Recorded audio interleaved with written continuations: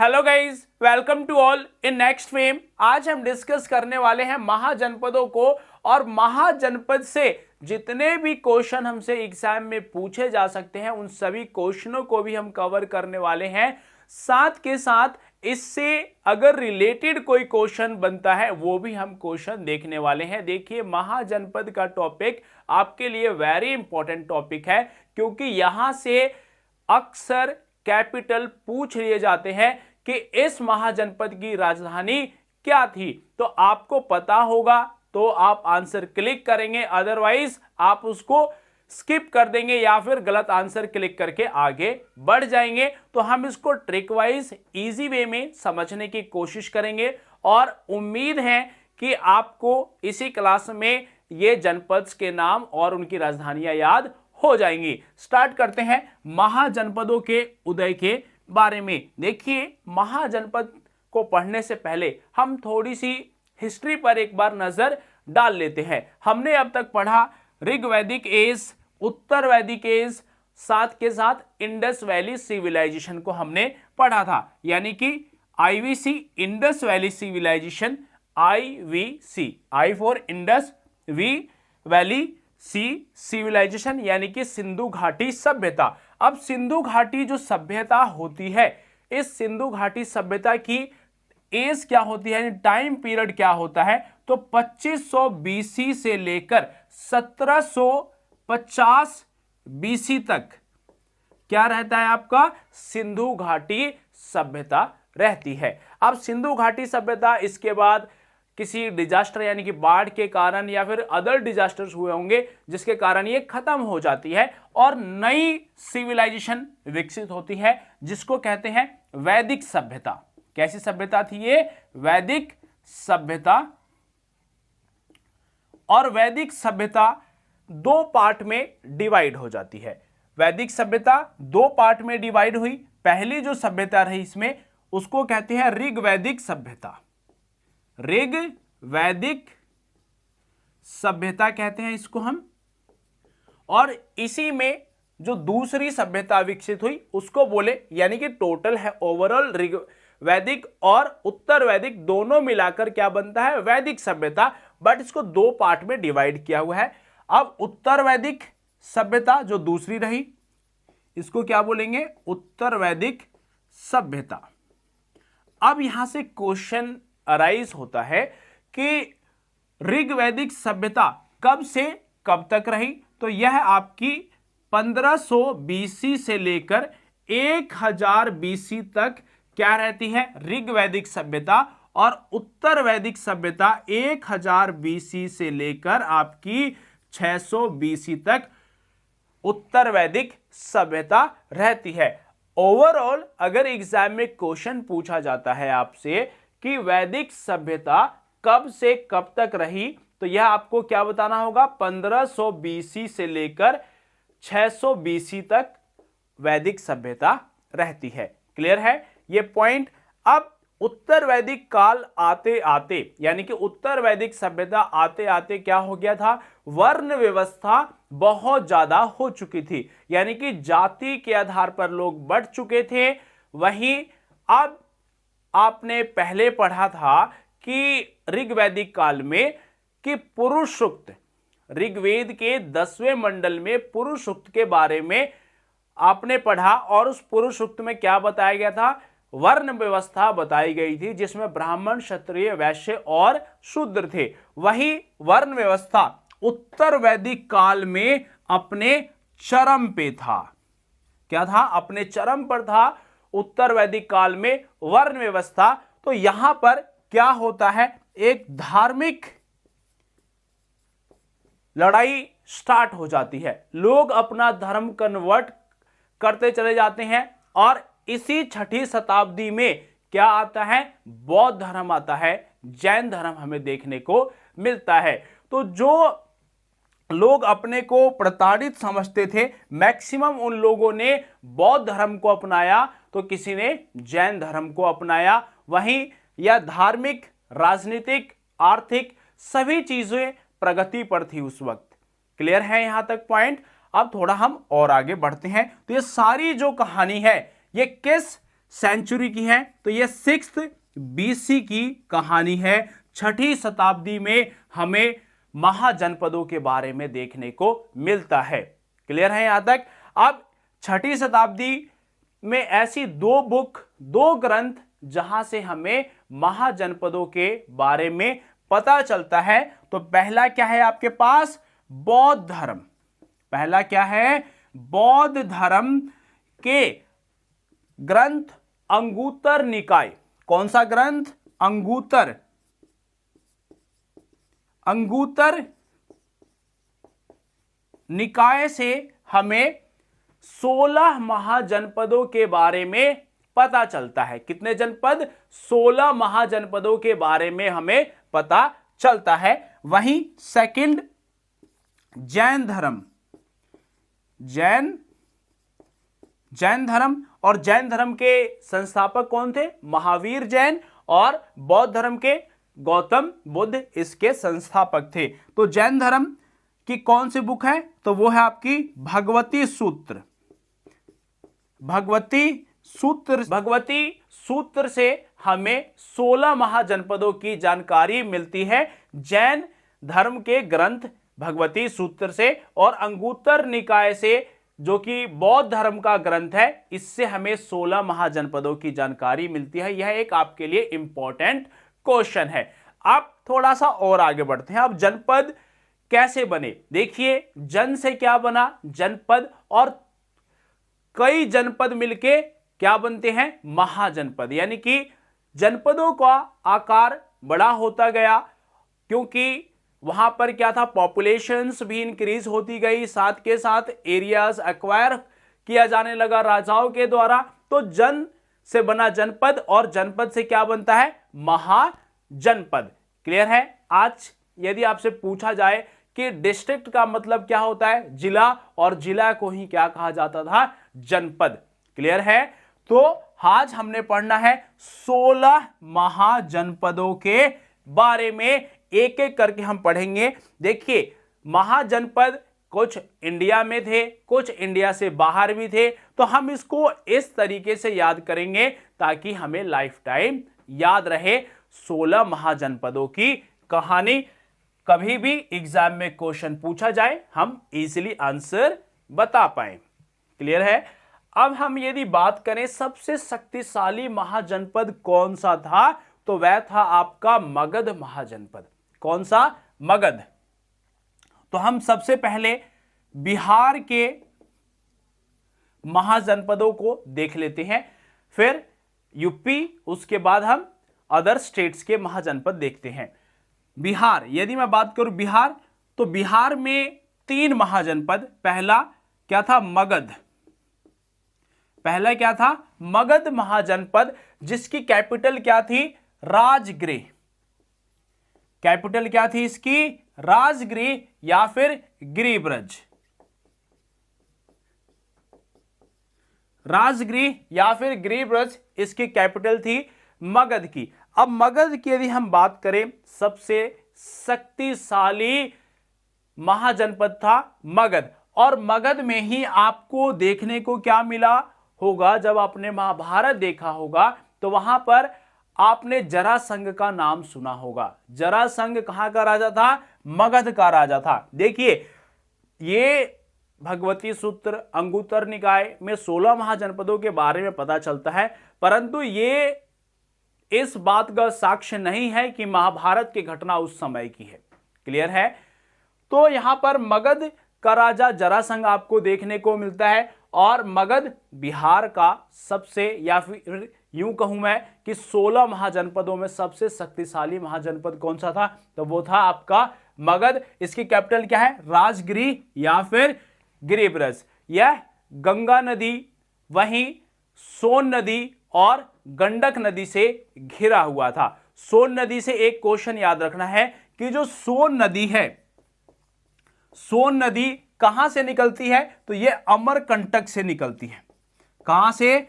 अमरकंटक से निकलती है। और यह उत्तर की ओर बहने वाली नदी है। अमरकंटक कहां है? मध्य प्रदेश में, जहां से नर्मदा और सोन निकलती है। और नर्मदा कहां चली जाती है? पश्चिम की ओर जाती है, पश्चिम की ओर जाती है और सोन उत्तर की ओर जाती है। ये इंपॉर्टेंट क्वेश्चन है, क्लियर है। तो यहां पर मेनली आपको कैपिटल्स याद रखना है, क्लियर है। नेक्स्ट, सेकंड महाजनपद जो कि बिहार का था। और एक जनपदों से बात याद रखनी है कि जनपद जो थे, कुछ जनपद कैसे थे, राजतंत्र वाले, क्या थे, राजतंत्र। तो वहीं जनपदों में क्या था, एक रिपब्लिक यानी कि गणतंत्र भी हमें देखने को मिलता है। अब गणतंत्र यानी कि रिपब्लिक और राजतंत्र यानी कि मोनार्की सिस्टम, जहां पर राजा का बेटा फिर राजा बनेगा, यानी कि वंशानुगत सिस्टम यहां पर चलता है। बट जो गणतंत्र होता है, रिपब्लिक होता है, उसमें क्या होता है, head of state, head of state जो होता है वह क्या होता है, इलेक्टेड होता है। क्या होगा, इलेक्टेड होगा, यानी कि हेड ऑफ स्टेट को क्या किया जाता है, चुना जाता है। हेड ऑफ स्टेट को चुना जाएगा गणतंत्र में, रिपब्लिक में। और वहीं राजतंत्र यानी कि मोनार्की सिस्टम में क्या होता है, हेड ऑफ स्टेट इलेक्टेड नहीं होता, वह वंशानुगत होता है, वंश के अकॉर्डिंग चलता है। तो ये पॉइंट आपने क्लियर कर लेना है। अब थोड़ा सा हम आगे बढ़ते हैं, सेकंड जनपद की ओर आते हैं, महाजनपद की ओर। सेकंड क्या था, अंग। अंग, अंग की कैपिटल क्या थी, चंपा। अंग की कैपिटल थी चंपा। अब अंग की यदि हम बात करें तो अंग प्रदेश आपने सुना होगा महाभारत में, यहां का राजा कौन बनाया गया, कर्ण को बनाया गया था। तो अंग, चंपा, और ये प्रेजेंट टाइम में भागलपुर का एरिया आपको देखने को मिलेगा, बिहार के भागलपुर का एरिया। और वहीं मगध की बात करें तो ये गया और पटना का एरिया, गया और पटना हमें देखने को मिलेगा। थर्ड जो जनपद बिहार में थी वह जनपद कौन सी रही, वह है आपकी वज्जी। क्या है, वज्जी। अब वज्जी जो था यह एक रिपब्लिक था। वज्जी कैसा था, रिपब्लिक महाजनपद यानी कि गणतांत्रिक महाजनपद था। इसमें टोटल 8 जनपदों से मिलकर बना यह महाजनपद था वज्जी। और इसकी कैपिटल क्या थी, वैशाली। कैपिटल इसकी क्या थी भाई, वैशाली इसकी कैपिटल थी, क्लियर है। वैशाली कैपिटल, 8 जनपदों से मिलकर बना महाजनपद वज्जी। और यह किस नदी से घिरा हुआ था, तो यह गंडक नदी से घिरा हुआ था, क्लियर है। गंडक नदी, जब आप हाजीपुर में जाएंगे तो हाजीपुर का जो पुल है वो गंडक नदी पे ही बना हुआ है। और हाजीपुर से उस साइड का जब एरिया आप जाएंगे तो वहां पर आपको वैशाली का एरिया लग जाता है। और वैशाली कैपिटल किसकी थी, यह वज्जी की कैपिटल थी, क्लियर है यहां तक। जहां पर आपने सुना होगा लोग लैंग्वेज यूज करते हैं, खाईछी, जाईछी, इस तरीके के जो लैंग्वेज यूज होते हैं वो वैशाली के इलाके में प्रेजेंट टाइम पर यूज किए जाते हैं। तो वज्जी रिपब्लिक था, 8 जनपदों से मिलकर बना था। और यह इसकी राजधानी क्या थी, तो इसकी जो राजधानी थी वह वैशाली इसकी राजधानी थी। इस लाइन को आपने याद रखना है। अब हम बिहार देख लिया हमने, बिहार में 3 ही महाजनपद हमें देखने को मिले। अब हम उत्तर प्रदेश देखते हैं, उत्तर प्रदेश, यूपी। अब यूपी में कौन कौन से महाजनपद थे, तो यूपी में टोटल 8 महाजनपद है। कितने हैं, 8 महाजनपद यूपी में है। अब हमें इनके नाम याद करने हैं। तो 8 के हम कैसे याद करें, देखो एक मैंने ट्रिक बनाया है, अगर वो याद रह जाए तो अच्छी बात है, नहीं रहता तो आप एक एक करके नाम उसके याद कर सकते हैं। काशी, काशी, कौशल, कुरु, काशी, कौशल, कुरु और वत्स। काशी, कौशल, कुरु और वत्स ने मल्ल में पीसीएस किया, मल्ल में पीसीएस किया। अब देखिए यहां पर 8 के 8 महाजनपद लिखे गए हैं। पहला काशी, दूसरा बना कौशल, तीसरा कुरु, चौथा क्या बना आपका वत्स, पांचवा बन गया मल्ल, और ये पीसीएस यानी कि पांचाल, चेदी और ये सूरसेन। क्लियर है? टोटल यहां पर 8 महाजनपद हो गए। हमें अब इन 8 के नाम याद कर लेने हैं। हम एक एक करके देखते हैं भाई। पहला यहां पर हो गया काशी। अब काशी की कैपिटल क्या थी? वाराणसी, और प्रेजेंट टाइम पर भी ये वही काशी और वाराणसी है, तो यहां पर आपको कुछ लिखने की यहां पर आवश्यकता नहीं है। क्लियर है? फर्स्ट यानी कि फोर्थ हो गया आपका, फिफ्थ 1 2 करके याद कर लो भाई। काशी। दूसरा क्या बना? कौशल। अब कौशल की कैपिटल क्या थी? श्रावस्ती। कौशल की कैपिटल श्रावस्ती। अब ये श्रावस्ती नाम से कुछ याद आया या नहीं आया आपको? पहले बताओ। क्योंकि जो श्रावस्ती है, यहां पर भगवान बुद्ध ने सबसे ज्यादा उपदेश दिया। वो कौन सी जगह थी? श्रावस्ती। और बुद्ध के समय यहां का राजा कौन हुआ करता था? प्रसन्नजित कौशल प्रदेश का राजा हुआ करता था। तो श्रावस्ती में सबसे ज्यादा उपदेश दिए भगवान बुद्ध ने, और सबसे पहला उपदेश कहां दिया था? सारनाथ में। और उसको किस नाम से जाना जाता है? तो धर्म चक्र परिवर्तन के नाम से जाना जाता है श्रावस्ती। अब श्रावस्ती ये प्रेजेंट टाइम पर हमें कौन सा एरिया देखने को मिलता है? तो ये फैजाबाद देखने को मिलता है। फैजाबाद। क्लियर है? क्या देखने को मिलता है? फैजाबाद। थर्ड क्या है हमारा? कुरु। थर्ड हो गया कुरु। देखिए इस सेंटेंस को याद रखना है। काशी, कौशल, कुरु और वत्स ने मल्ल में पीसीएस किया। यहां से सब कुछ क्लियर हो जाएगा। 8 के 8 एज इट इज याद हो जाएंगे। कुरु। अब इसकी कैपिटल क्या थी? इंद्रप्रस्थ। इंद्रप्रस्थ इसकी कैपिटल थी। प्रेजेंट टाइम पर कौन सा इलाका है? ये दिल्ली का। प्रेजेंट टाइम पर यह दिल्ली का एरिया है जो कि इंद्रप्रस्थ है। अब कुरु, आपने महाभारत में देखा होगा, कुरुवंश जो कौरव थे, ये सब किसके थे? कुरुवंश के थे। पांडव सब कुरुवंश के थे। क्लियर है? तो इंद्रप्रस्थ इसकी कैपिटल थी। प्रेजेंट टाइम पर यह दिल्ली का एरिया देखने को मिलता है। 3 हो गए। चौथा देखिए। चौथा क्या है आपसे पूछता है? वो है आपका वत्स। क्या है? वत्स। अब वत्स की कैपिटल क्या थी? तीनों को हमने याद रखना है। वत्स की कैपिटल क्या है? कोसांबी। वत्स की कैपिटल है कोसांबी। और ये प्रेजेंट टाइम पर कौन सा इलाका हमें देखने को मिलता है? तो ये इलाहाबाद। प्रेजेंट टाइम पर कहां भाई? ये इलाहाबाद। वत्स, कोसांबी, इलाहाबाद। ये यहां से सिर्फ यही याद रखना है। फोर्थ याद हो गया ये 4। अब देखिए पांचवा क्या लिखा मैंने? काशी, कौशल, कुरु और वत्स लिख दिया। अब पांचवा है हमारे पास, वो है मल्ल। लिखते चलना, साथ में याद करते चलना। पांचवा है मल्ल। अब मल्ल की राजधानी क्या थी? देखिए यहां पर मेनली आपको कुशीनारा देखने को मिलेगा। कई जगह आपको कुशीनगर भी देखने को मिल सकता है। कुशीनगर भी आपको देखने को मिलेगा, या फिर कुशावती भी देखने को मिल सकता है। क्या हो गया? कुशीनारा, कुशीनगर, कुशावती देखने को मिलेगा। और यह प्रेजेंट टाइम पर कौन सा इलाका है? तो यह है देवरिया का। कौन सा एरिया? देवरिया का एरिया हमें देखने को मिलता है, उत्तर प्रदेश का। और कुशीनगर से आपको इंपॉर्टेंट एक क्वेश्चन याद तो होगा ही कि भगवान बुद्ध का महापरिनिर्वाण कहां हुआ था? तो वह हुआ था कुशीनगर में ही हुआ था। क्लियर है?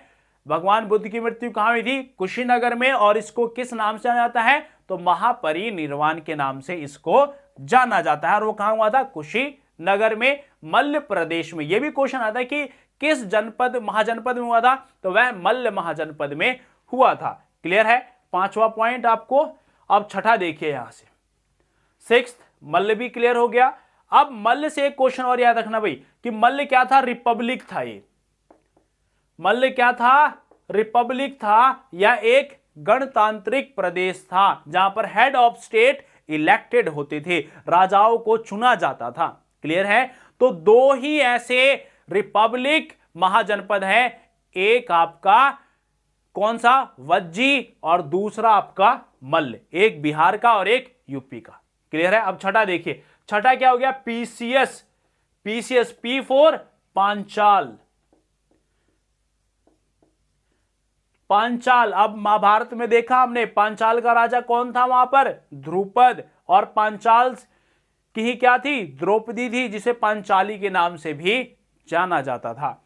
तो पांचाल की कैपिटल क्या थी, अहिचछत्र। अहिचछत्र इसकी कैपिटल थी पांचाल की। यहां तक बातें आपको समझ में आ रही होगी। और पांचाल का जो एरिया है ये प्रेजेंट टाइम पर कहां देखने को मिलता है, बरेली में। बरेली याद ही होगा, झुमका गिरा रे बरेली के बाजार में, तो वही बरेली है भैया ये। ठीक है, बरेली, पांचाल, अहिचछत्र, यही की थी पांचाली। अब सी आया, सी फोर चेदी। सी फोर,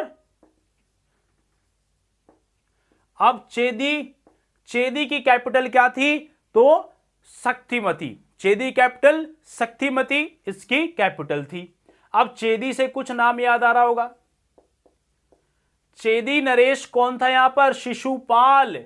चेदी का महाभारत में जिक्र किस राजा से होता है, तो शिशुपाल से, जिसे 100 गलतियां माफ थी, फिर भगवान कृष्ण ने उसका गला काट दिया 100वीं गलती के बाद होते ही, तो वो चेदी शिशुपाल से। अब ये शक्तिमती प्रेजेंट टाइम पर ये कौन सा इलाका है, तो यह है बुंदेलखंड का।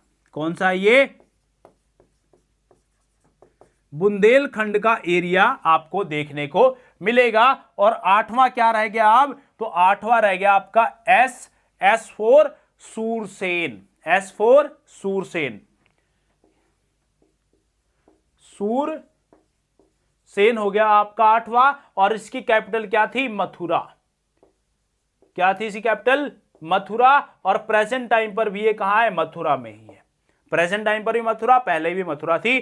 तो अब सूरसेन, मथुरा, मथुरा का आपने देखा होगा कृष्ण के समय क्या था, मथुरा का राजा कौन था, कंस यहां का राजा हुआ करता था मथुरा का। तो ये 8 आपने यहां से पढ़ लिया उत्तर प्रदेश से। काशी, कौशल, कुरु और वत्स ने मल्ल में पीसीएस किया, पी फोर पांचाल, सी फोर चेदी, एस फोर सूरसेन। क्लियर है यहां तक? अब हमने टोटल 8, 3, 11 महाजनपद पढ़ लिए हैं। अब हम थोड़ा देख लेते हैं वो जनपद, वो महाजनपद जो कि भारत के अलग अलग राज्यों में थे, तो ऐसे वो कौन से थे भाई, उनको देख लेते हैं। तो 3 महाजनपद जो कि अलग अलग राज्यों में हमें देखने को मिलता है। यदि मैं बात करूं अस्मक की, किसकी, अस्मक। अब ये अस्मक महाजनपद की राजधानी क्या थी, पोतन। क्या राजधानी थी इसकी, पोतन या फिर पोटली। पोतन या फिर पोटली इसकी राजधानी थी अस्मक महाजनपद की। और ए फोर अस्मक, ए फोर आंध्र प्रदेश। ए फोर अस्मक, ए फोर आंध्र प्रदेश। कहां पे थी ये, आंध्र प्रदेश में। आंध्र प्रदेश में ए फोर अस्मक, ए फोर आंध्र प्रदेश। और ये गोदावरी नदी के आसपास थी। कहां थी ये, गोदावरी नदी के आसपास देखने को मिलती है। ए फोर अस्मक, ए फोर आंध्र प्रदेश। क्लियर है भाई? अब देखिए ये कहां थी, आंध्र प्रदेश।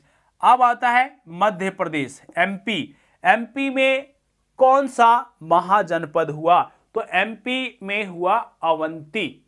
एमपी में अवंती,